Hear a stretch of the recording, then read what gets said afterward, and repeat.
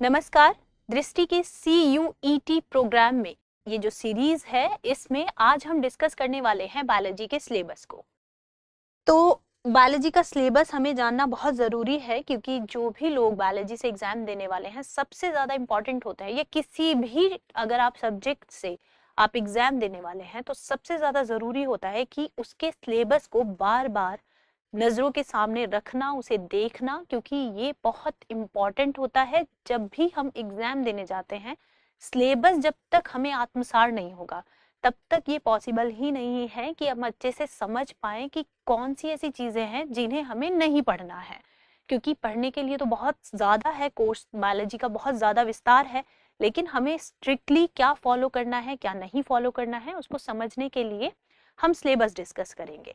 तो जैसे कि हम जानते हैं कि बायोलॉजी का जो सिलेबस है CUET के अकॉर्डिंग उसमें 5 यूनिट्स हैं। तो अब उन यूनिट्स को हम एक एक करके विस्तार से देखेंगे कि उनमें कौन से टॉपिक्स दिए गए हैं, किन टॉपिक्स की हमें चर्चा करनी है। तो सबसे पहली जो यूनिट है वो है जनन, रिप्रोडक्शन। तो जो हम बायोलॉजी में पढ़ने वाले हैं, जीव विज्ञान में पढ़ने वाले हैं, वो पहला यूनिट होगा रिप्रोडक्शन यानी जनन। और रिप्रोडक्शन में हम बात करेंगे कि कितनी तरह के रिप्रोडक्शन, कितनी तरह के जनन जो हैं उनको हमें पढ़ना है।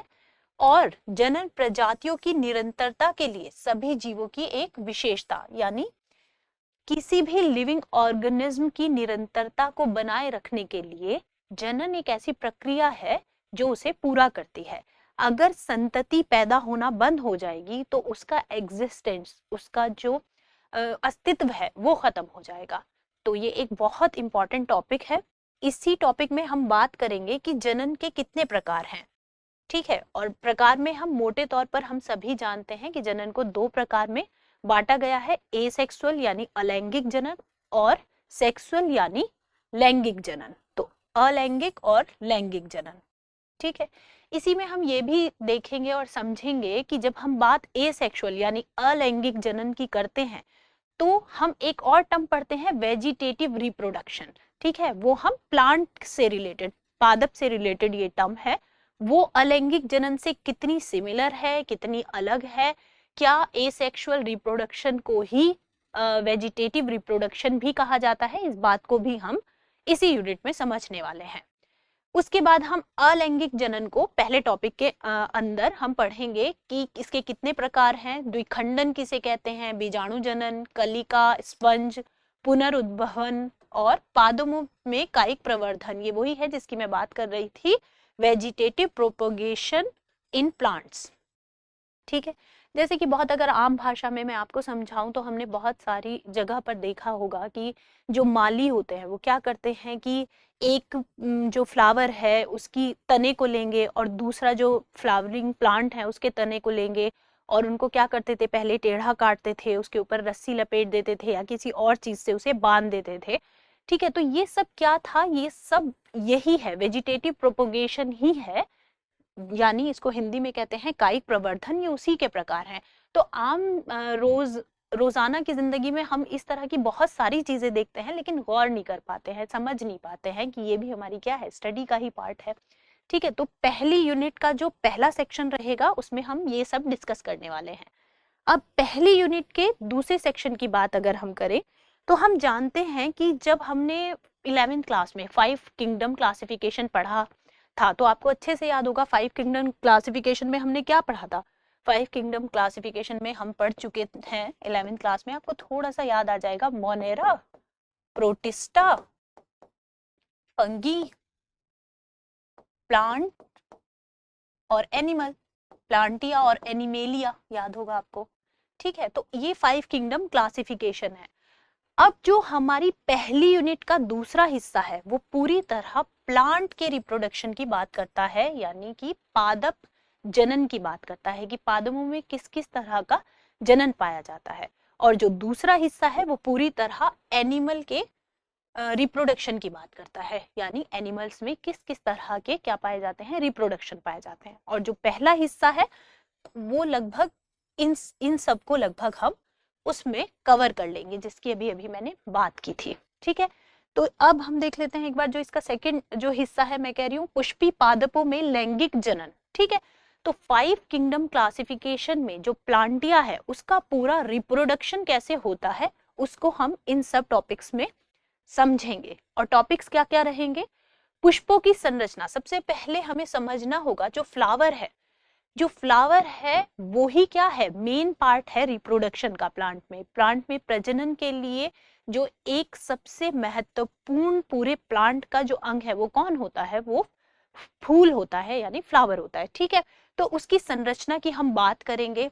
ठीक, हम बात करेंगे नर और मादा युग्मोद्भिद का विकास, यानी हम बात करेंगे development of male and female gametophytes. Gametophytes मतलब जब गैमेट्स बनते हैं। ठीक है, गैमेटोफाइट को हम समझेंगे, गैमेटोजेनेसिस को हम समझेंगे। ठीक, तो मैं इंग्लिश और हिंदी दोनों में इसलिए बता रही हूँ क्योंकि बहुत सारे ऐसे टर्म्स हैं बायोलॉजी में, खासकर जीव विज्ञान में, कि पढ़ते हुए हमारा हिंदी बैकग्राउंड होते हुए भी हमें उन्हें इंग्लिश में समझना पड़ेगा, कहना पड़ेगा, क्योंकि बहुत बार सवाल जो है वो आपको देवनागरी लिपि में, लेकिन जो हमारा जो लैंग्वेज है वो क्या रहेगी, इंग्लिश रहेगी। कई बार ऐसे दे देता है कि वो लिख देगा आपको, मान लीजिए लिख दे फर्टिलाइजेशन,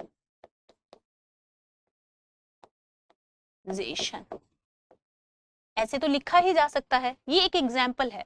फर्टिलाइजेशन के लिए निषेचन ही लिखा जाएगा, ये हम मान के चल रहे हैं, लेकिन कई बार ऐसा होगा कि कोई एक टर्म है, मान लीजिए माइट्रोकॉन्ड्रिया है या हमारा एंडोप्लाज्मिक रेटिकुलम है। अब एंडोप्लाज्मिक रेटिकुलम को हिंदी में कहते हैं अंतःप्रदव्य जालिका, तो हो सकता है वो अंतःप्रदव्य जालिका लिखना ना प्रेफर करे, वो क्या लिख दे, एंडोप्लाज्मिक रेटिकुलम लिख दे, लेकिन देवनागरी लिपि में। तो हमारे ऐसे सवाल बिल्कुल गलत नहीं होने चाहिए जो हमें आते थे और भाषा के कंफ्यूजन में हम उन्हें गलत कर दे। तो इसके लिए जरूरी है जब भी आप सिलेबस पढ़ें, स्पेशली जीव विज्ञान का, तो दोनों लैंग्वेजेस में पढ़ें, क्योंकि इसमें बहुत सारी टर्म्स हैं जिनको समझना बहुत जरूरी है।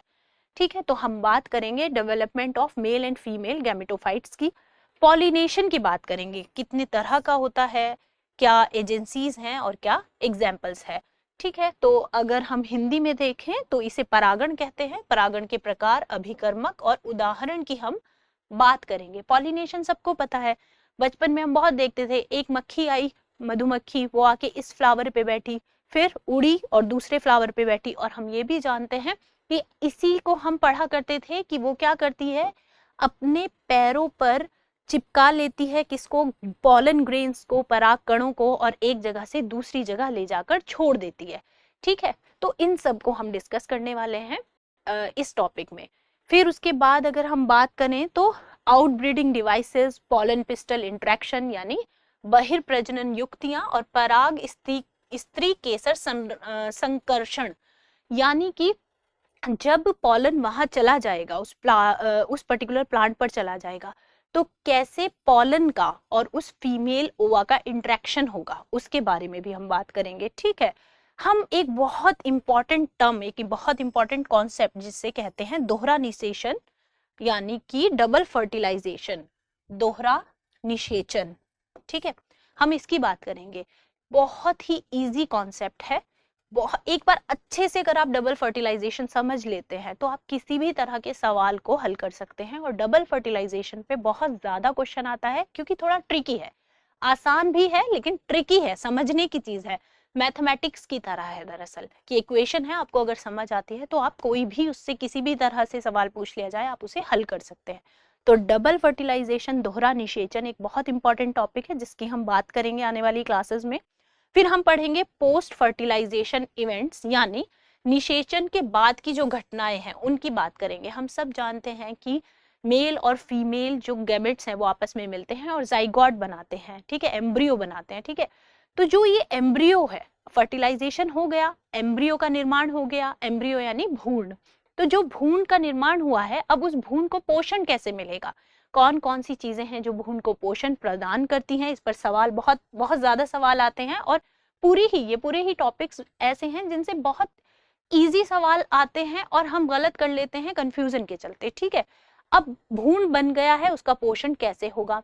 अब भ्रूण पोषित होकर जब फल बनेगा तो जो फल है उसमें कौन चीज है जो बीज का निर्माण करेगी, कौन चीज है जिसको हम खाते हैं, ठीक है, जो गूदा होता है, ठीक है, उसका निर्माण कहाँ से होगा, कैसे होगा, इन सब की भी बात की जाएगी इसी के अंतर्गत। फल निर्माण का क्या महत्व है, बीज का विकास कैसे होगा, फल का निर्माण कैसे होगा, और इसके अलावा कुछ हम टर्म्स पढ़ेंगे, ये बहुत इंपॉर्टेंट है, कुछ टर्म्स हम पढ़ेंगे जिससे हम कहते हैं इंग्लिश में एपोमिक्सिस, पार्थिनोकार्पी, पॉलीएम्ब्रियो, पॉलीएम्ब्रियोनी, ठीक है, हिंदी में इन्हें कहेंगे असंग जनन, अनिषेक जनन और बहुभ्रूणता, ठीक है। और हम बात करेंगे बीज की, तो जो हमारी फर्स्ट यूनिट है उसका जो सेकंड पार्ट है उसमें हम अगर एक लाइन में कहें तो हम पादप जनन के हर साइड को देखेंगे, ठीक है, पादप जनन से रिलेटेड जितनी टर्म्स हैं उन पर हम बात करेंगे, ठीक।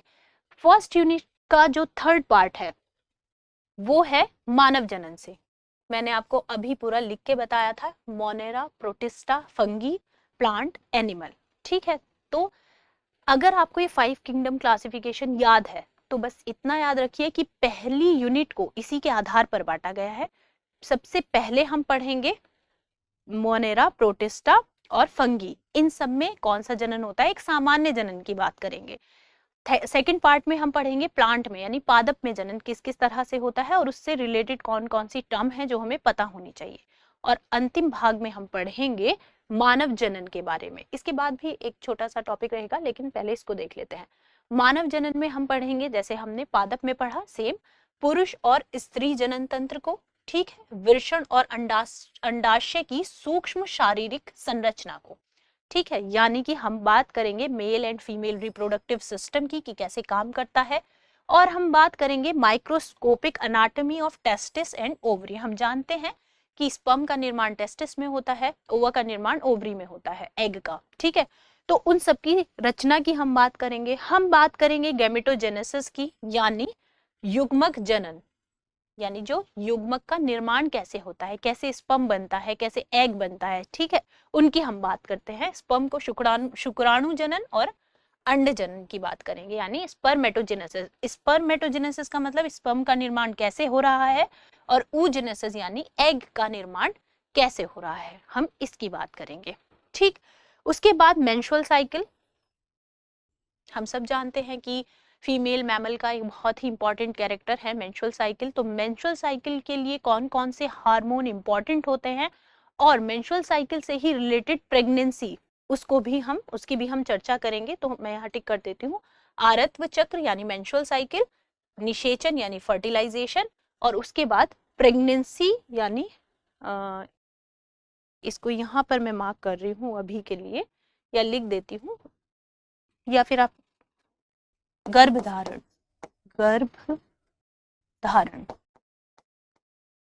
ठीक है। तो कौन से हार्मोन हैं, जब उनकी अधिकता होगी तो प्रेगनेंसी होगी, जब उनकी कमी होगी तो मेंस्ट्रुअल साइकिल अपनी उसमें फॉर्म में आ जाती है। तो इन सब की हम बात करेंगे। फिर हम बात करेंगे कोर कपुटी बनने तक भ्रूण का विकास कैसे होता है, ठीक है, यानी ब्लास्टोसिस्ट जो एक अवस्था होती है उस तक आने तक एम्ब्रियो कैसे डेवलप करता है। अगर हम इसे पादप से रिलेट करें तो जैसे वहां हम देख रहे थे कि भ्रूण बन गया है, अब इसे भ्रूण पोषण कैसे होगा, उसी की बात यहाँ किसमें हो रही है, मानव में हो रही है, मानव जनन के अंतर्गत हो रही है। फिर हम बात करेंगे इम्प्लांटेशन की, यानी ब्लास्टोसिस बन गया है, अब उसका इम्प्लांटेशन जरूरी है जो कि कहाँ होता है, प्लेसेंटा पे होता है, ठीक है, उसकी हम बात करेंगे। प्रेगनेंसी एंड प्लेसेंटा फॉर्मेशन की हम बात करेंगे। जब हमारा इम्प्लांटेशन किसे कहते हैं, जब भ्रूण जो है, जो ब्लास्टोसिस्ट है, वो आकर कहाँ पर अटैच हो जाता है, प्लेसेंटा पर अटैच हो जाता है, उसे हम क्या कहते हैं, प्रेगनेंसी कहते हैं। प्लेसेंटा फॉर्मेशन कैसे हो रहा है इसकी हम बात करेंगे। और पार्चुरेशन और लैक्टेशन की बात करेंगे। हम जानते हैं कि मैमल्स का, स्पेशली ह्यूमन बीइंग्स का एक बहुत इंपॉर्टेंट कैरेक्टर लैक्टेशन है। सभी फीमेल्स अपने फीडिंग कराती हैं, बच्चे को दूध पिलाती हैं, उसके लिए कौन से हार्मोन रिस्पॉन्सिबल हैं, वो प्रोसेस कैसे होता है, उसकी अनाटमी क्या है, उन सबको हम डिस्कस करेंगे लैक्टेशन के अंतर्गत। और उसके बाद हम बात करेंगे जनन स्वास्थ्य की। जब हम पूरा रिप्रोडक्शन पढ़ लेंगे तो उससे रिलेटेड कौन कौन से जरूरी और इम्पॉर्टेंट टर्म हैं जो हमें समझनी चाहिए, जो जनन स्वास्थ्य से रिलेटेड हैं, ये एक सोशल अवेयरनेस के लिए भी बहुत इंपॉर्टेंट टॉपिक है। ठीक है, तो जीव विज्ञान में ऐसे बहुत सारे टॉपिक्स आएंगे जो हमारे सिलेबस के लिहाज से तो इम्पोर्टेंट है ही, लेकिन एक सोशल अवेयरनेस के लिए भी बहुत ज्यादा जरूरी है। तो हम बात करेंगे जनन स्वास्थ्य और यौन संचारित रोगों की, जिसमें हमें पता है एसटीडी कहते हैं, उनकी रोकथाम कैसे की जाती है और उनकी रोकथाम की आवश्यकता क्यों है, उन पर बात करेंगे। फिर हम बात करेंगे जन्म नियंत्रण आवश्यकता और विधियों की, गर्भ निरोध और सगर्भता का चिकित्सीय समापन यानी MTP। ठीक है, इसमें वो सारी चीजें आएंगी जिन्हें हम नसबंदी, लोकल लैंग्वेज में हम नसबंदी के तौर पर समझते हैं, जानते हैं। ठीक है, और MTP ये हो गया। फिर एक टर्म है एमनियोसेंटेसिस, इस पर हम चर्चा करेंगे, ये कॉन्सेप्ट है। और हम बंध्यता और सहायक प्रजनन प्रौद्योगिकियां, इनकी बात करेंगे। जैसा मैंने कहा, बहुत सारे ऐसे टॉपिक हैं जो सोशल अवेयरनेस के लिए बहुत इंपॉर्टेंट है। हम जानते हैं कि जब एक सोशल प्रेशर आता है किसी भी जो विवाहित जो कपल होता है, उस पर एक सोशल प्रेशर आता है कि इनको बच्चा नहीं है, ठीक है, तो उसे क्या कहते हैं, उसे हम कहते हैं बंध्यता। ठीक है, बहुत सारे ऐसे मेल फीमेल हैं जो एबल नहीं है अपनी संतति को आगे बढ़ाने में, लेकिन साइंस और टेक्नोलॉजी से आज के टाइम पे ये सारी चीजें बहुत छोटी हो गई हैं। बहुत सारी ऐसी टेक्नोलॉजी आ गई है जो सपोर्ट करती हैं इस सिस्टम को, ताकि कोई भी इंसान जो है वो संतान से महरूम ना रहे, जो चाहता हो कि उसको संतान हो। और इसी उसमें आपने बहुत ज्यादा एडवर्टाइज या फिर बहुत नॉर्मली इधर उधर से एक टर्म सुनी होगी, IVF जिसे कहते हैं। ठीक है, तो IVF, ZIFT, GIFT, ये सब इसी तरह की टेक्नोलॉजीज है। ये कैसे काम करती हैं, क्या प्रोसेस है, उन सब की भी बात इसी में की जाएगी। तो यहाँ पर हमारी पहली यूनिट समाप्त हो जाएगी। तो सिलेबस की पहली यूनिट पूरी तरह रिप्रोडक्शन से रिलेटेड है। फिर वो रिप्रोडक्शन चाहे किसी का भी हो, प्रोटिस्टा का हो, मोनेरा का हो, प्रोटिस्टा का हो, फंगी का हो, प्लांट, एनिमल। ठीक है, और अंत में क्या देखा हमने, अंत में हमने देखा कि उनसे रिलेटेड जो अवेयरनेस है, जो सोशल अवेयरनेस के टॉपिक्स हैं, जैसे कि गर्भ निरोधक, जैसे कि क्या कहते हैं, जनसंख्या नियंत्रण के लिए क्या क्या तकनीक हैं, क्या क्या विधियां हैं, और साथ ही कुछ हमने बात की कि आज के टाइम पे जो जिनकी फर्टिलाइजेशन का प्रोसेस स्मूथ नहीं है, उनको टेक्नोलॉजी कैसे सपोर्ट करती है, जिसमें हम बात करेंगे IVF वगैरह की। ठीक है, अब जो सेकेंड यूनिट है, ये बहुत इंपॉर्टेंट यूनिट है, genetics and evolution. Genetics and evolution बहुत इंपॉर्टेंट इसलिए भी है क्योंकि आने वाली फोर्थ यूनिट जो होगी हमारी, उसका जो बेस बनेगा वो यहीं से बनना शुरू हो जाएगा। जेनेटिक्स वर्ड आते ही, जैसे ही जेनेटिक्स सामने आता है आंखों के, तो मेंडल हमारे नाम एक ऐसा नाम है जो जेनेटिक्स से जुड़ जाता है। तो सबसे पहले हम मेंडेलियन वंशागति है जो उनके सिद्धांतों की बात करेंगे, मेंडल के नियमों की हम बात करेंगे, जिसमें शामिल है अपूर्ण प्रभाविता, सह प्रभाविता और बहु अलील। ठीक है, और जब हम इन 3 नियमों को पढ़ लेंगे मेंडल के, उसके बाद हम समझेंगे कि क्यों ऐसा होता है कि जो ब्लड ग्रुप है वो वंशागति पर ही डिपेंड होते हैं। आपको अच्छे से पता होगा कि अगर मेरा ब्लड ग्रुप मान लीजिए O पॉजिटिव है या B पॉजिटिव है, तो मेरा O positive group blood group होना या B पॉजिटिव ब्लड ग्रुप होना डिपेंड करेगा किस पर, मेरे मदर फादर पर। ठीक है, ये वंशागति से ही तय होता है। तो आपके लिए ये चुटकी बजाने वाला खेल के तरीके का हो जाएगा एक बार जब आप कॉन्सेप्ट समझ जाएंगे।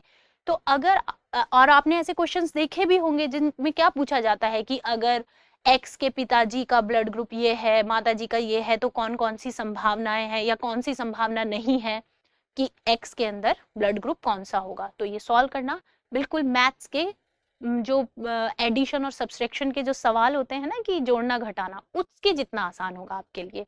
बहुत ही इजी है अगर एक बार हम मेंडल के नियमों को अच्छे से समझ लेंगे। ठीक है, उसके बाद हम बात करेंगे बहु प्रभावित की। बहुजीनी वंशागति का प्राथमिक विचार कैसे आया होगा, क्या था, वंशागति का जो क्रोमोसोमवाद है, ठीक है, यानी क्रोमोसोमल, यहाँ पर कहाँ लिखा है एक बार चेक कर लेते हैं, हाँ, क्रोमोसोमल जो थ्योरी है इनहेरिटेंस की, उसकी हम बात करेंगे। ठीक है, फिर जो बहुत इंपॉर्टेंट मैंने जिसकी बात की थी कि फोर्थ यूनिट में हमें काम आएगा, वो है क्रोमोसोम्स और जीन। तो क्रोमोसोम और जीन की हम यहाँ बात करेंगे। अच्छा, इस यूनिट को पढ़ते हुए हमें थोड़ा सा ध्यान रखना पड़ेगा कि हम 11th क्लास की NCERT के कुछ कुछ पोर्शन को भी डिस्कस करेंगे। जैसे 11वीं क्लास की एनसीईआरटी में एक यूनिट है साइटोलॉजी, कोशिका संरचना, तो उसके भी हम कुछ कुछ टॉपिक्स यहाँ बेस बनाने के लिए इन जब टॉपिक्स को पढ़ेंगे तो रिलेट करके पढ़ेंगे। तो क्रोमोसोम एंड जीन्स की हम बात करेंगे, फिर सेक्स डिटर्मिनेशन की बात करेंगे, यानी सेक्स का निर्धारण कैसे होता है, ह्यूमंस में कैसे होता है, बर्ड्स में कैसे होता है, हनी बी में कैसे होता है, ठीक है। और साथ ही हम बात करेंगे लिंकेज एंड क्रॉसिंग ओवर की। अब लिंकेज एंड क्रॉसिंग ओवर क्या है?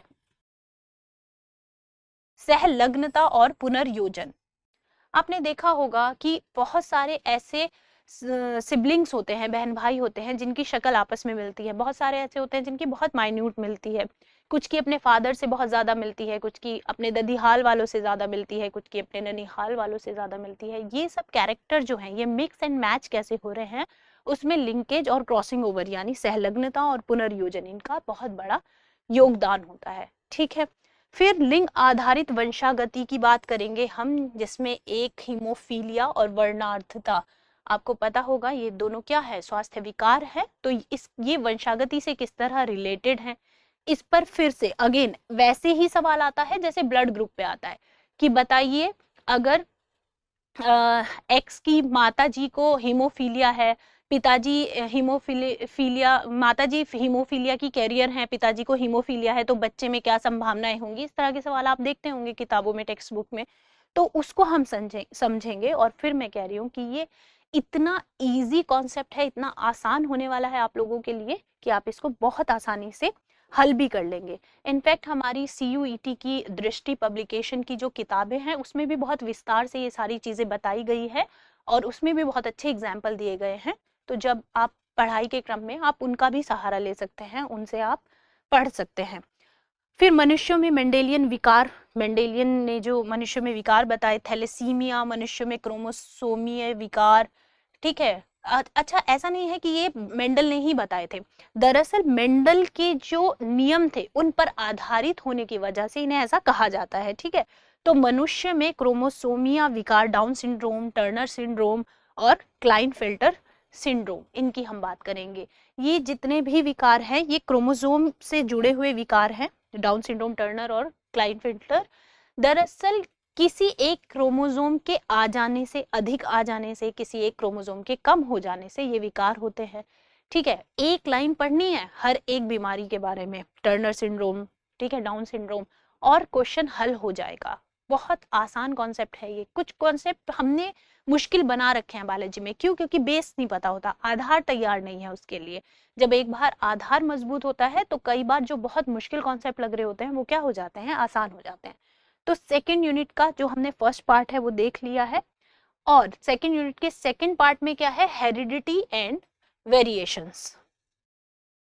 इस यूनिट का सेकंड पार्ट है वंशागति के आणविक आधार, यानी जब हम इनहेरिटेंस की बात करते हैं तो कौन कौन से मॉलिक्यूल्स हैं जो इसमें पार्टिसिपेट कर रहे हैं, वो कौन कौन सी चीजें हैं जिनको समझना हमें जरूरी है। और जैसे ही बात होगी वंशागति के आणविक आधार की, तो हमारे दिमाग में पहली चीज आनी चाहिए DNA, ठीक है। तो हम इसके अंतर्गत समझेंगे कि जो DNA है उसे कब माना गया कि यही वो एक ऐसा मॉलिक्यूल है जो एक जनरेशन से दूसरी जनरेशन में जाता है और तय करता है कैरेक्टरिस्टिक को, ठीक है। एक समय होगा जब ये बात क्या होगी, ये बात पता नहीं होगी कि वो कौन सा पदार्थ है जो ऐसा कर रहा है। तो उसके लिए हार्शे चेज का एक्सपेरिमेंट है, ठीक है, जो हमारी एनसीईआरटी में भी मेंशन है, उसको हम देखेंगे। हम बात करेंगे कि खोज कैसे हुई आनुवंशिक पदार्थ की, ठीक है। आनुवंशिक पदार्थ के रूप में DNA को पढ़ेंगे हम, ठीक है। और जब बात होगी DNA की, तो DNA को पढ़ते हुए हमें हमेशा याद रखना है RNA को नहीं भूलना। RNA के साथ DNA की क्या फ्रेंडशिप है, क्या दुश्मनी है, क्या सिमिलैरिटीज है, क्या डिफरेंसेस हैं, उन सब की भी बात हम यहाँ पर करेंगे, ठीक है। फिर हम बात करेंगे DNA की पैकेजिंग की, DNA की प्रकृति की, उसके मूल सिद्धांत की, ठीक है। और हम बात करेंगे अनुलेखन, आनुवंशिक कूट, अनुवाद, जीन अभिव्यक्ति और नियमन की। देखिए क्या हो रहा है, एक वर्ड आप पढ़ते होंगे सेंट्रल डोग्मा, ठीक है। सेंट्रल डोग्मा, सेंट्रल डोग्मा में क्या होता है? जब DNA अपनी ही दूसरी कॉपी बनाता है उसे कहते हैं रेप्लिकेशन, फिर DNA RNA बनाता है उसे कहते हैं ट्रांसक्रिप्शन, फिर RNA प्रोटीन बनाता है उसे कहते हैं ट्रांसलेशन। उन्हीं तीनों की यहाँ बात की गई है, ठीक है। तो जब ये तीनों मिल जाते हैं, ये तीनों कॉन्सेप्ट मिल जाते हैं। कौन कौन से? रेप्लिकेशन, ट्रांसक्रिप्शन और ट्रांसलेशन। इन तीनों को कलेक्टिव फॉर्म में इकट्ठा करके हम बोलते हैं सेंट्रल डोग्मा। तो हम बात करेंगे सेंट्रल डोग्मा की। ये रहा ट्रांसक्रिप्शन, जेनेटिक कोड, ट्रांसलेशन, ठीक है। और उसके बाद जीन एक्सप्रेशन, जीन एक्सप्रेशन यानी ट्रांसलेशन का ही एक पार्ट, और रेगुलेशन। अब देखिए, मान लीजिए कोई एक एंजाइम है, ठीक है, हर एंजाइम का एक कुछ काम है। जैसे एक एंजाइम है जिसका काम है खाना पचाने का, ठीक है। अब वो एंजाइम जो है वो बनेगा, वो कैसे बनेगा? डीएनए अपनी कॉपी बनाएगा, रेप्लिकेशन करेगा, आरएनए बनाएगा, आरएनए उस मैसेज को ले जाके प्रोटीन बनाएगा, और एंजाइम क्या है? प्रोटीन ही है। तो अब इस एंजाइम का बनना ये तीनों प्रोसेस से होगा, ये कहलाया सेंट्रल डोग्मा। और जब ये एंजाइम बनके तैयार हो गया है तो इसका रेगुलेशन कैसे होगा, उसको हम यहाँ पर पढ़ेंगे। जो लिखा हुआ है यहाँ पर, जीन अभिव्यक्ति और नियमन कैसे होगा। और इस नियमन को, इस रेगुलेशन को समझने के लिए लैक प्रचालेक यानी लैक ओपेरॉन, आपने ये बहुत नाम सुना होगा, इसकी चर्चा हम करेंगे, ठीक। और इसी पार्ट में हम पढ़ेंगे ह्यूमन जीनोम प्रोजेक्ट को और जीनोम को कि क्या है, ठीक है। तो ये हमारी बात हो गई सेकेंड यूनिट के सेकेंड पार्ट की। अब इसी में आगे है इवोल्यूशन, क्योंकि जब हमने ये यूनिट शुरू की ना तो हमने यहाँ पे पढ़ा था आनुवंशिकी और विकास यानी इवोल्यूशन। तो अभी हमने जेनेटिक्स की पूरी बात कर ली, दो फॉर्म में, दो टॉपिक्स में, एक यहाँ और एक अगला ये, ठीक है। अब बात होगी इवोल्यूशन की। क्रम विकास, जीवन की उत्पत्ति, जैविक विकास और जैविक विकास के प्रमाण, ठीक है। तो हम बिग बैंग से शुरू करेंगे कि कैसे जीवन की उत्पत्ति हुई, ठीक है। और उसमें आगे चलकर एक बहुत महत्वपूर्ण नाम डार्विन, डार्विन के क्या योगदान रहे, क्या उन्होंने अपने सिद्धांत दिए, उनकी हम चर्चा करेंगे। विकास का आधुनिक संश्लिष्ट सिद्धांत, यानी इसको अगर हम इंग्लिश में देखें तो है modern synthetic theory of evolution. Darwin theory के बाद modern synthetic theory of evolution, ठीक है। उसके बाद हम जानेंगे विकास की क्रियाविधि, उदाहरणों के साथ विविधता, उत्परिवर्तन और पुनर्संयोजन, यानी हम बात कर रहे हैं यहाँ म्यूटेशन और रिकॉम्बिनेशन की। आपने बहुत बार एक वर्ड ये सुना होगा कि इस इंसान को तो ये बीमारी नहीं थी ना, इसके पूर्वजों की थी और इसको अब ये बीमारी हो गई है, जबकि ये बीमारी ऐसी है जो सिर्फ पूर्वजों से ही आती है। तो ऐसा कभी कभी क्यों होता है? म्यूटेशन के कारण होता है। और अगर म्यूटेशन को बहुत सिंपल लफ्जों में मुझे समझाना हो तो म्यूटेशन वो गाना है जिसकी लिरिक्स खराब है। अगर एक पूरा गाना है, एक लाइन है गाने की, और उसकी एक वर्ड आपने चेंज कर दी, लिरिक्स में चेंज कर दिया, तो उस पूरे गाने का मतलब बदल सकता है। तो उसी तरह की कुछ प्रोसेस होती है जीन के लेवल पर, यानी जीन एक पर्टिकुलर पैटर्न पे है कि ए के बाद टी होगा, टी के बाद जी होगा, जी के बाद सी होगा, सी के बाद सी होगा, तो ये फला एंजाइम बनेगा। लेकिन अगर उसके बीच में कुछ गड़बड़ हो गई तो क्या होगा? वो एंजाइम नहीं बनेगा, वो हार्मोन नहीं बनेगा, और अगर ऐसा नहीं होगा तो हो सकता है कोई स्वास्थ्य विकार हो जाए।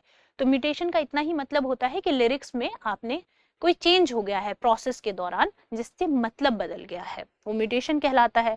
रिकॉम्बिनेशन को हम बायोटेक्नोलॉजी में डिस्कस करेंगे। उसके बाद natural selection with example, types of natural selection, ठीक है, यानी कि प्राकृतिक चयन के प्रकार, जीन प्रवाह और आनुवंशिक अपवाह, और हार्डी वेनेबर्ग का सिद्धांत हम पढ़ेंगे, ठीक है। तो ये बहुत इजी से टॉपिक है इन सब के मुकाबले, ठीक है। तो बहुत इजी से हम कवर करते हुए चलेंगे, और हम पढ़ेंगे अडेप्टिव रेडिएशन और ह्यूमन इवोल्यूशन के बारे में। ये इंपॉर्टेंट पार्ट रहेगा, ठीक है। अब आ जाते हैं थर्ड यूनिट पे, ठीक।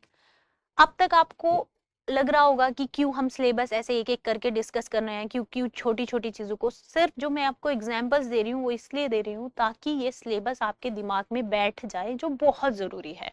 आपको पता होना बहुत जरूरी है कि पहली यूनिट कौन सी है, सेकंड कौन सी है, थर्ड कौन सी है। जब तक सिलेबस अच्छे से पता नहीं होगा, किसी भी एग्जाम की तैयारी बेहतर हो ही नहीं सकती, ठीक है। थर्ड यूनिट है हमारी मानव कल्याण में जीव विज्ञान। हम बहुत अच्छे से जानते हैं, अगर अभी के एग्जाम्पल में भी देखें, एक पेंडेमिक बहुत लंबे अरसे से परेशान कर रहा है पूरे विश्व को, ठीक है।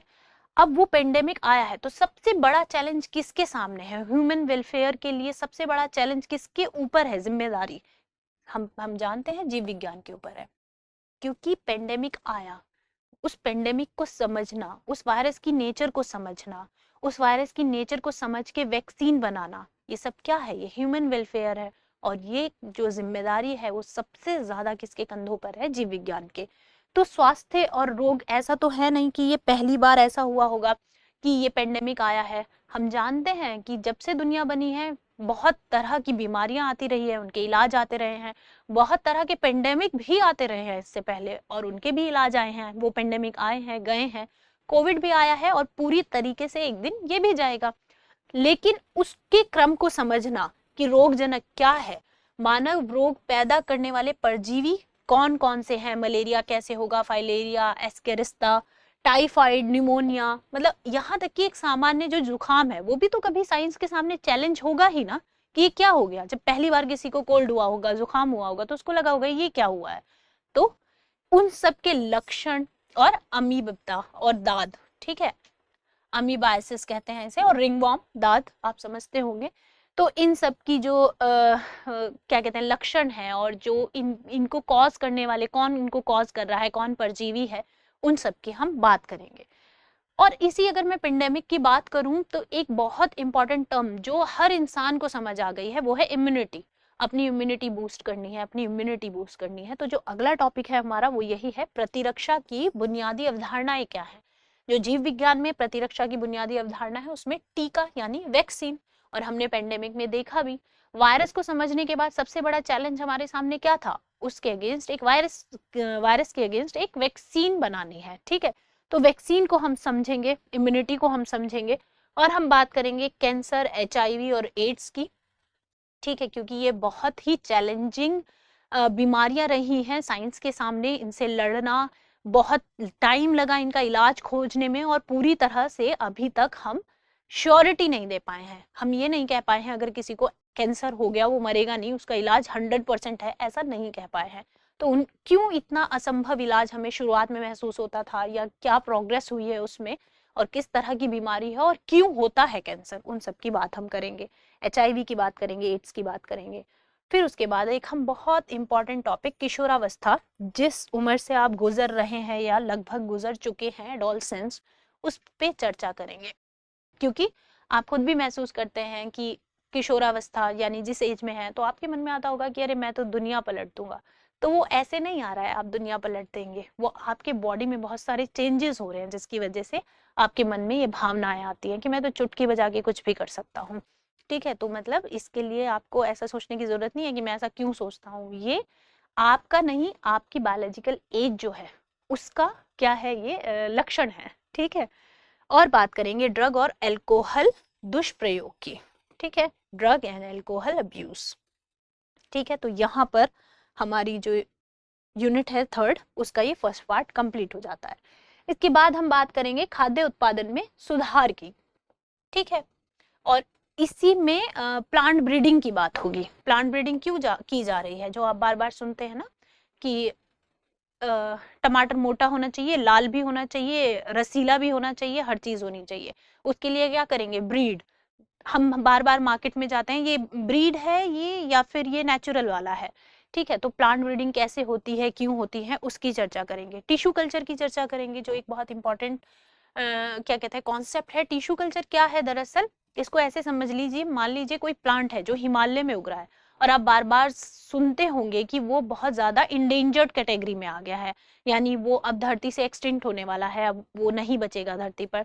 तो ऐसे प्लांट्स को, मतलब मैं आपको एग्जाम्पल दे रही हूँ, जरूरी नहीं है हम ऐसे ही प्लांट्स का टिश्यू कल्चर करें, लेकिन एग्जाम्पल के तौर पर, उदाहरण के तौर पर, तो उस प्लांट में ऐसे कुछ पदार्थ हैं जिससे जो हमारी हार्ट डिजीज है उसकी दवाई बनती है। ये तो बनती ही होगी, हम जानते हैं, बहुत सारे एनिमल हैं, बहुत सारे प्लांट्स हैं जिनको एक्सट्रैक्ट करके, जिनके मटेरियल्स को निकाल कर हम दवाई बनाते हैं, केमिकल को निकाल कर दवाई बनाते हैं। तो अगर वो इंडेंजर्ड कैटेगरी में है, वो धीरे धीरे खत्म हो रहा है, तो एक टाइम आएगा कि वो दुनिया से बिल्कुल खत्म हो जाएगा। तो उसको ऐसी कंडीशन लैब में देना, जो वहाँ का टेम्परेचर है, जो वहाँ की एनवायरमेंट है, वो कंडीशन सारी लैब में देना, और उसे मिट्टी की जगह एक कल्चर में उगाना, उसे हम क्या कहते हैं, टिश्यू कल्चर कहते हैं। उसमें हम सारी वो चीजें, वो सारे इंग्रेडिएंट्स उसमें डालते हैं, जैसे सब्जी बनाते हुए डालते हैं ना, ताकि सब्जी अच्छी बने, तो वो पौधा वहां ग्रो कर सके, ऐसा एनवायरमेंट, ऐसा मटेरियल उसे दिया जाता है। तो टिश्यू कल्चर हम बात करेंगे। हम बात करेंगे सिंगल सेल प्रोटीन की। अगेन बहुत इंपॉर्टेंट टॉपिक है, बहुत ज्यादा सवाल पूछे जाते हैं सिंगल सेल प्रोटीन से। बात करेंगे बायोफोर्टिफिकेशन की। एपीकल्चर, एपीकल्चर क्या होता है आप सभी को पता होगा, जो मधुमक्खी पालन है उसकी हम बात करेंगे, क्योंकि खाद्य उत्पादन में एक बहुत बड़ा योगदान है मधुमक्खी पालन से। न केवल शहद बल्कि वैक्स भी हमें प्राप्त होता है, ठीक है। और पशुपालन की बात करेंगे, ठीक है। इनमें से किसी का भी अगर आपको हिंदी ट्रांसलेशन, तो कुछ नहीं है, पादप प्रजनन प्लांट ब्रीडिंग के उसमें ट्रांसलेशन में कहा गया है, ठीक है। ऊतक संवर्धन कहते हैं टिश्यू कल्चर को, और एकल कोशिका प्रोटीन, ठीक है। और बायोफोर्टिफिकेशन को देखिए, यहाँ एग्जाम्पल वो जो मैं कहना चाह रही थी, अब बायोफोर्टिफिकेशन को देवनागरी में बायोफोर्टिफिकेशन लिखा हुआ है, तो इसलिए हमें टर्म्स का स्पेशल ध्यान रखना है कि हमें दोनों लैंग्वेज में आनी चाहिए, ठीक। अब जो अगला पार्ट है, अब यहाँ हमने देख लिया कि खाद्य उत्पादन में क्या सुधार हो सकते हैं, क्या क्या चीजें हैं, ठीक है। अब जो खाद्य उत्पादन है उसमें एक बहुत इंपॉर्टेंट है कि मानव कल्याण में सूक्ष्म जीव की भी तो भूमिका है। अगर हम ये बात जानते हो कि हमारे इंटेस्टाइन में भी कुछ कोई रहता है ना, ईस्चरिशिया कोलाई की हम बात करें तो, है ना। इसी तरह हम बचपन से सुनते आए हैं कि दही जो है ना, दही जमाता कौन है, एक माइक्रो ऑर्गेनिज्म जमाता है, ठीक है। तो उन सब की हम बात करेंगे। घरेलू खाद्य प्रसंस्करण लेयर बाय लेयर, ठीक है। औद्योगिक उत्पादन में क्या भूमिका है, वाहित मल उपचार यानी कि सीवेज ट्रीटमेंट की हम बात करेंगे, ठीक। ऊर्जा उत्पादन जैव नियंत्रण कारक और जैव उर्वरक के रूप में, ठीक है। तो हमें पता है कि हम बहुत टाइम से बातें करते आ रहे हैं बायो कंट्रोल एजेंट्स की, बायो फर्टिलाइजर्स की, तो कौन कौन इंपॉर्टेंट है, क्या क्या उसमें सुधार की जरूरत है, और कौन कौन से सूक्ष्म जीव जो हैं उनका पार्टिसिपेशन है, ठीक है, उनकी हम बात करेंगे इस सेक्शन में। अब बात करते हैं अपनी मोस्ट इंपॉर्टेंट यूनिट फोर्थ की, बायोटेक्नोलॉजी की। जो मोस्ट इंपॉर्टेंट मैंने क्यों कहा, क्योंकि सबसे बड़ी बात, ये दो यूनिट्स आपस में बहुत लिंक्ड हैं, कौन सी, सेकंड यूनिट और ये फोर्थ यूनिट, ठीक है। तो जैव प्रौद्योगिकी और उसके अनुप्रयोग यानी बायोटेक्नोलॉजी एंड इट्स एप्लीकेशन। दरअसल बायोटेक्नोलॉजी जीव विज्ञान का वो पार्ट है जो एक फील्ड दे रहा है, बायोटेक्नोलॉजी को एक फील्ड मिला हुआ है कि ठीक है अब तुम जीव विज्ञान के कॉन्सेप्ट्स को लाओ और यहाँ प्ले करो, खेलो, ठीक है। जीन एक दूसरे का डालो, नई नई ब्रीड बनाओ, नई नई चीजें करो, ठीक है। अब हम ये सुनते ही है ना कि एक टाइम आएगा ही कि जब हम डिसाइड कर पाएंगे कि हमारी आई का कलर क्या होगा, हमारे हेयर कितने लंबे होंगे, ये हम डिसाइड करेंगे। और अगर इसकी बहुत एडवांस बात मैं करूं तो ये भी पॉसिबल है ही कि कल को हमारे पंख हो पक्षियों की तरह, क्योंकि हम उन जीन को समझ लें जो जीन रिस्पॉन्सिबल है उनके पंख होने के लिए। इस तरह के एग्जाम्पल देके बायोटेक्नोलॉजी को समझाया जाता है। और हम बार बार एक टर्म पढ़ते हैं, सबसे पहली जेनेटिक इंजीनियरिंग यानी आनुवंशिक इंजीनियरिंग। तो आनुवंशिक इंजीनियरिंग, जेनेटिक इंजीनियरिंग किसकी बात करती है, यही सब बात करती है। और शुरुआत हो चुकी है, छोटे लेवल पर हो चुकी है लेकिन हो रही है। हम बात करते हैं बीटी बैंगन की, है ना, तो वो इन सभी बायोटेक्नोलॉजी के अंदर ही आता है, ठीक है। अब ये पहला पार्ट है जिसमें उन्होंने सिर्फ एक चीज दी है, genetic engineering recombinant DNA technology. बहुत इंपॉर्टेंट टेक्नोलॉजी है। रिकॉम्बिनेशन कैसे होता है डीएनए का, कैसे उसे दूसरे में ट्रांसफर किया जाता है, कैसे हम अपने हाथों से एक जीन को उठा के दूसरे जीन में डाल देते हैं। मतलब हाथों से उठा के नहीं डालते, इतना आसान नहीं होता, पूरा एक प्रोसेस है। लेकिन उस प्रोसेस को हम समझेंगे कि कैसे ये हो रहा है रिकॉम्बिनेंट डीएनए टेक्नोलॉजी के थ्रू। इसी का सेकंड पार्ट है स्वास्थ्य और कृषि में जैव प्रौद्योगिकी का अनुप्रयोग। तो हमें पता है स्वास्थ्य में कहाँ, इंसुलिन एक इसका बहुत एग्जाम्पल अच्छा है। और वैक्सीन उत्पादन भी हम ऐसे ही करते हैं। आपने थोड़ा थोड़ा समझा भी होगा इस चीज को कि जो पोलियो की जो ड्रॉप होती है उसमें पोलियो का वायरस ही तो पिलाया जाता है, सिर्फ इनएक्टिव करके पिलाया जाता है। वैक्सीन ऐसे ही तैयार की जाती है, ठीक है। तो ये खैर हम जब इसको विस्तार में पढ़ेंगे तो हम इन चीजों को समझेंगे, जो बहुत इंटरेस्टिंग है, बहुत ही इंटरेस्टिंग कॉन्सेप्ट है ये सब। जीन चिकित्सा में क्या योगदान है उस पर बात करेंगे। आनुवंशिकता, रूपांतरित जीव बीटी फसलें, इनकी अभी मैंने बात करी, ठीक है। परजीवी जंतु यानी कि जेनेटिकली मॉडिफाई जो ऑर्गेनिज्म है उनकी हम बात करेंगे, ठीक है, बीटी क्रॉप्स। और जो यहाँ आया ना शब्द परजीवी जंतु, इनकी हम बात करेंगे, परजीवी जंतु यानी ट्रांसजेनिक एनिमल्स, ठीक है। आपने पढ़ा होगा, NDRI ने क्लोन बनाया, ठीक है, national dairy research institute Karnal ने, ठीक है, वो सब इसी के अंदर हम पढ़ेंगे ट्रांसजेनिक एनिमल्स के। फिर हम बात करेंगे बायो सेफ्टी इश्यूज की, बायोपायरेसी और पेटेंट्स की हम बात करेंगे।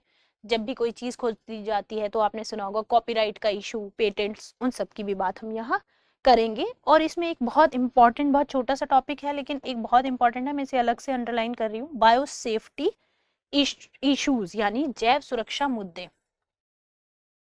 जैसे ही कोविड आया तो बहुत हल्ला हो गया कि ये तो किसी इंसान ने ही बनाया है, ये नेचुरल नहीं है ना। तो ये संभावना तो एक है ही, वो कोविड के लिए भले ही सच हो या झूठ हो हम नहीं जानते, लेकिन कभी तो ऐसा हो ही सकता है कि अगर ह्यूमन इतना एडवांस हो गया कि वो जेनेटिकली मॉडिफाई करके बहुत सारी चीजें कर रहा है, तो वो एक ऐसा ह्यूमन के लिए या पूरी पृथ्वी के लिए कुछ ऐसा वायरस या कोई ऐसा बैक्टीरिया तो बना ही सकता है जो ध्वस्त कर दे, जिसका इस्तेमाल वो युद्ध में कर सकता है किसी और देश के खिलाफ। तो उसी से रिलेटेड हम पढ़ेंगे कि जैव सुरक्षा मुद्दे क्या क्या हैं, क्या क्या लिमिट्स होनी चाहिए बायोटेक्नोलॉजी के यूज पर। अब आते हैं 5वीं इकाई पर और अंतिम इकाई पर। हमारी 5वीं और अंतिम इकाई है पारिस्थितिकी और पर्यावरण, इकोलॉजी एंड एनवायरनमेंट।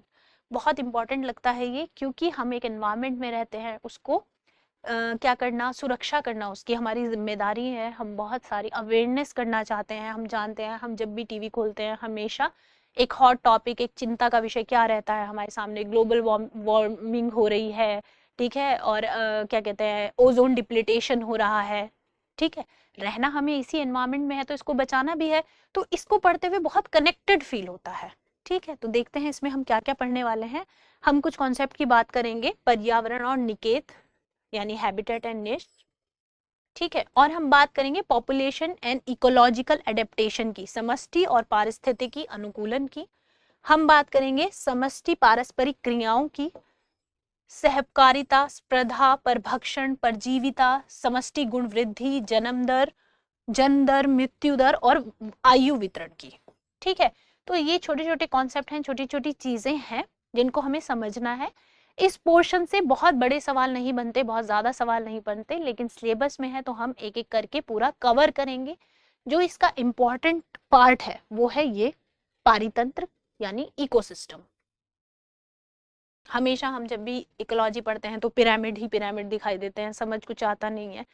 तो यहाँ समझने की कोशिश करेंगे, बहुत आसान है। अगेन मैं कह रही हूँ, जितने टफ कॉन्सेप्ट आपको बायोलॉजी में लगते हैं वो दरअसल बहुत आसान है। सिर्फ और सिर्फ वो टफ इसलिए लगते हैं क्योंकि हमारा बेस उस चीज को समझने के लिए मजबूत नहीं है, ठीक है। तो इकोसिस्टम को समझेंगे हम, प्रतिरूप, घटक, उत्पादकता और अपघटन, ऊर्जा प्रवाह, संख्या, बायोमास, ऊर्जा के पिरामिड, ठीक है। जो वो पिरामिड बने होते हैं ना, समझ में नहीं आता कौन सा क्या उसमें आता है ना, अप पिरामिड है, डाउन पिरामिड है, तो उन सबको हम इसमें कवर करेंगे।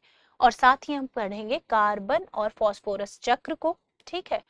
और हम इसके अलावा बात करेंगे ecological succession, ecological services, carbon fixation, pollination, oxygen release की। ये भी छोटे छोटे कॉन्सेप्ट हैं लेकिन बहुत इंपॉर्टेंट है, ठीक है। और इसी यूनिट का जो एक अंतिम पार्ट है वो है जैव विविधता और उसका संरक्षण, बायोडाइवर्सिटी, ठीक है। और बायोडाइवर्सिटी को पढ़ते हुए हम समझेंगे कि जैव विविधता की अवधारणा क्या है, जैव विविधता के प्रतिरूप क्या हैं, जैव विविधता का महत्व क्या है। ये बहुत इंपॉर्टेंट है। महत्व क्या है, अगर एक शब्द में हमें कहना हो, अगर डाइवर्सिटी नहीं होगी तो खत्म हो जाएगा सब कुछ, पूरा कोलैप्स हो जाएगा एनवायरनमेंट, विविधता की वजह से बना हुआ है ना, ठीक है। जैव विविधता का ह्रास क्यों हो रहा है, उसका संरक्षण कैसे हो सकता है। एक टर्म आप हॉटस्पॉट पढ़ते होंगे, लुप्त प्राय जीव पढ़ते होंगे, इंडेंजर्ड एनिमल और प्लांट्स, मैंने कहा ही है, ठीक है। तो हम बार बार सुनते भी रहते हैं ये क्रिटिकली इंडेंजर्ड कैटेगरी में है, ठीक है। और उसके लिए एक बुक रेड डेटा बुक भी हम पढ़ी जाती है, बार बार इसका भी नाम आता है, तो उसको भी समझेंगे। जैव मंडल, रिजर्व, राष्ट्रीय उद्यान और अभ्यारण्य, इनकी हम बात करेंगे। अभी एक और छोटा पोर्शन हमारे पास बाकी है हालांकि, तो हम बात करेंगे पार्क्स की बात करेंगे हम, कि कौन कौन से नेशनल पार्क्स हैं, कौन कौन सी सेंचुरीज हैं, इनकी हम बात करेंगे। और जो एक छोटा पोर्शन बचा है लेकिन बहुत इंपॉर्टेंट है वो है प्रदूषण। ठीक है, हम बात करेंगे पोल्यूशन की, कौन कौन से पोल्यूशन, चाहे जल प्रदूषण हो चाहे वायु प्रदूषण हो, इसका नियंत्रण पढ़ेंगे, उसके कारण पढ़ेंगे। ठीक है, कृषि रसायन और उनके प्रभाव पढ़ेंगे, ये भी तो एक प्रदूषण ही है कि इतना ज्यादा रसायन इस्तेमाल हो रहा है, उसका इफेक्ट किस पर हो रहा है, उसका इफेक्ट खेती बाड़ी पर हो रहा है, वो सारे केमिकल्स हम खाने के तौर पर खा रहे हैं, तो इनडायरेक्टली कहाँ जा रहा है, वो हम सबके अंदर जा रहा है, जिससे अलग अलग तरह की बीमारियां, नई नई बीमारियां पैदा हो रही हैं। ठीक है, तो इन सब की हम बात करेंगे। ठोस अपशिष्ट प्रबंधन की बात करेंगे हम। ठीक है, और हम बात करेंगे रेडियो सक्रिय अपशिष्ट प्रबंधन की, और बात करेंगे ग्रीन हाउस की, जैसा कि मैंने आपको शुरुआत में ही कहा था, और वैश्विक तापमान की बात करेंगे, ओजोन अपक्षय की बात करेंगे, और वनोन्मूलन यानी डिफॉरेस्टेशन की बात करेंगे। ठीक है, क्योंकि हमें संतुलन बनाना है। डेवलपमेंट का मतलब ये नहीं है कि हम सड़क इतनी सारी निकाल दें, उसके लिए सारे जंगलों को काट दें, कोई बीच का रास्ता निकालना पड़ेगा, कुछ ऐसी चीजें करनी पड़ेंगी जिसकी जिसके मतलब हम अपने लिए, जिससे एनवायरमेंट को भी बचा लें और डेवलप भी हो जाएं। ठीक है, पर्यावरणीय मुद्दों को संबोधित करने वाली सफलता की कहानियों के रूप में कोई 3 केस स्टडीज को हम अंत में देखेंगे। ठीक है, तो ये लगभग हमारा सारा सिलेबस है, ये सब मैं आपको बता चुकी हूँ। Air pollution control, water pollution, agrochemicals and their effect, solid waste management, ये बहुत इंपॉर्टेंट है। ठीक है, again green house, global warming, ठीक है, radio active waste management, ozone depletion, deforestation, और एंड में हम 3 केस स्टडीज को देखेंगे। ठीक है, तो ये पूरा सिलेबस है जीव विज्ञान का। सिलेबस बहुत इंपॉर्टेंट है, मैं फिर से दोहरा रही हूँ, और उसका रीजन मैं आपको बता रही हूँ कि जब तक हमें सिलेबस क्लियर नहीं होगा तब तक हमें ये समझ नहीं आएगी चीज कि किस टॉपिक को किस टॉपिक के साथ लिंक करके पढ़ना है, और हमारा समय और हमारा जो अच्छी तैयारी है, समय की बचत और अच्छी तैयारी, उसमें जो बैलेंस होगा वो सिलेबस को समझने के बाद ही हम अचीव कर पाएंगे। तो इसलिए बहुत ज़रूरी है आप सिलेबस को बार बार पढ़ते रहिए, देखते रहिए, और जब हम क्लासेस शुरू करेंगे उसमें भी, जब हमारी पहली क्लास आएगी, दूसरी आएगी, उसमें भी हमें ये जो सिलेबस वाला लेक्चर है ये बहुत ज़्यादा हेल्प करेगा। तो तब तक आप सिलेबस को देखिए, समझिए, और जब हम क्लास शुरू करेंगे तो क्लास में हमारा पैटर्न ये रहेगा कि हम पहला टॉपिक पढ़ेंगे, उसमें आए हुए क्वेश्चंस जो हैं प्रीवियस ईयर में उस टॉपिक से, उनको डिस्कस करेंगे, और हम कुछ क्वेश्चन अभ्यास प्रश्न के रूप में आपसे डिस्कस करेंगे ताकि आपकी तैयारी को और ज़्यादा मजबूत बनाया जा सके। तब तक के लिए नमस्कार।